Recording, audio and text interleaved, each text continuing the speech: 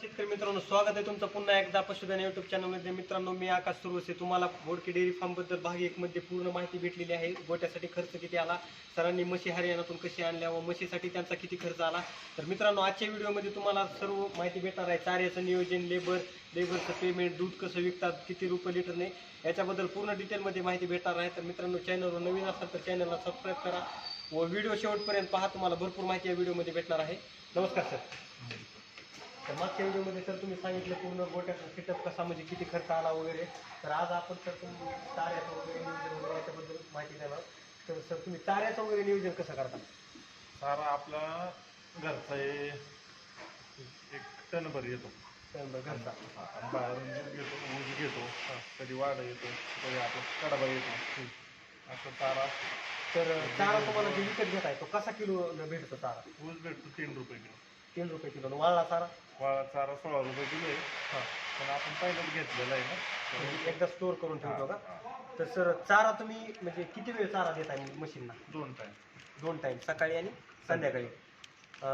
आणि हिरवा चारा किती देता आणि वाळला किती देता? हिरवा जातो 8 किलो पर्यंत. 8 किलो. आणि वाळलेला 3-4 किलो पर्यंत जातो एका टायमाला. 2 टायमाचा 2 टायमाचं डबल. तेच. तर सर हे डेअरी फार्म तुम्ही एवढं चालवताय 70-80 जनावरांचं, तर तुम्हाला किती कामगाराची गरज पडते ह्या डेअरी फार्मसाठी? 3 कामगार. 3 कामगार. तर ते कामगारांचं पेमेंट वगैरे किती? पेमेंट असतं 50,000 तिने. 50 तिघांचं मिळून 50,000 पर्यंत. तर सर एवढे जनावर तुमची 70-80, तर दूध संकलन किती होतं दिवसभराचं, सकाळ संध्याकाळचं दूध संकलन? 300 प्लस जातं. 300 प्लस. तर दूध म्हणजे तुम्ही जागेवर सेल करताय का? जागेवर जातं, काही टावर मध्ये जातं 150 पावणे 200 लिटर जाते जागेवर. प्राधिकरणात. पुन्हा नंतर बाहेर काही.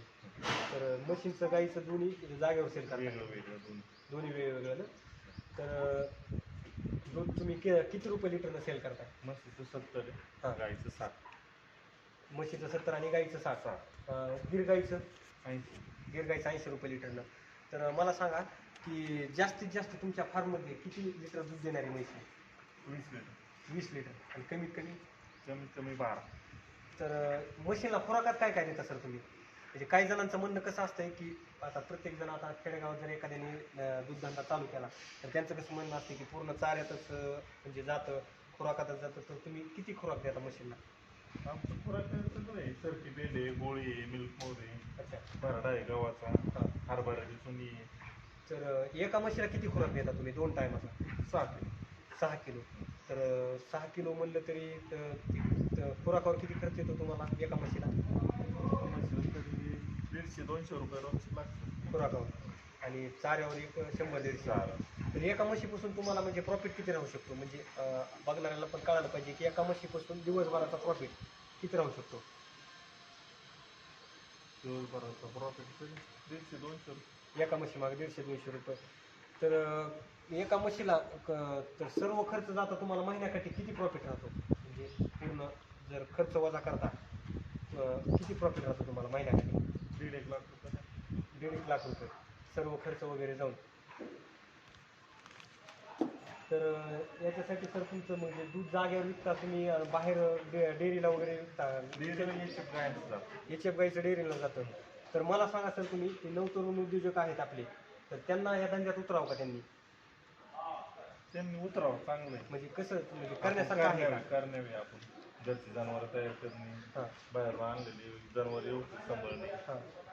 तर म्हशी ज्या आहेत तुम्ही फक्त दूध पिळण्यासाठी वापरता का? म्हशी पण तुम्हाला एखाद्या शेतकऱ्याला जर तुमच्याकडून म्हशी खरेदी कराय, आता तुम्ही पण ह्या हरियाणातूनच पूर्ण म्हशी आणलेल्या आहेत, तर तुम्ही म्हशी आपल्याकडचे शेतकरी जे हरियाणात जातात त्यांच्या तिथलं फसवणूक होतं. एखाद्या शेतकऱ्याला जर तुमच्याकडून म्हैस खरेदी करायची असली तर तुम्ही म्हशी त्यांना देऊ शकता का? फक्त दुधासाठीच म्हशी वापरता? नाही देऊ ना.